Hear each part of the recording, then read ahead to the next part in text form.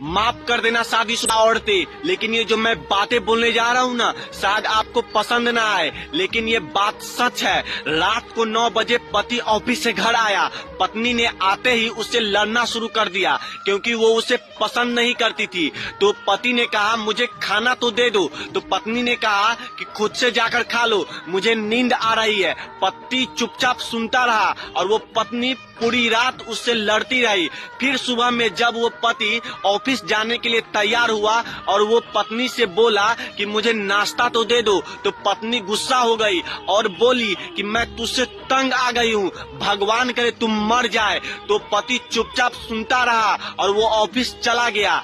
जब वो पत्नी बच्चों के लेकर स्कूल से वापस आ रही थी तो उसके घर के सामने भीड़ लगी हुई थी और उसने करीब जाकर देखा तो उसके पति की लाश उसके घर के सामने पड़ी हुई थी। तो उसके सर के ऊपर कयामत सी आ गई, उसके मन में सन्नाटा सा छा गया।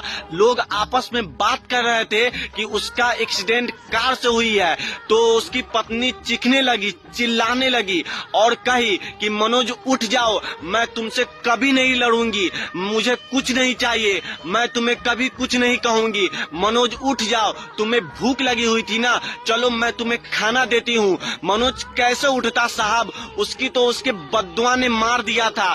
तब मनोज के जाने के बाद उसकी पत्नी को दुनिया के रंग दिखने लगे, रिश्ते बदलने लगे, उसके अपनों ने उससे मुंह मोड़ने लगे, दुनिया के लोग उसे गलत नजरे से देखने लगे। और तब उसको समझ आया कि पति के जाने के बाद उसको एहसास हुआ कि पति जैसा भी हो, या पसंद के हो या न पसंद के हो, औरत के सर का ताज होता है।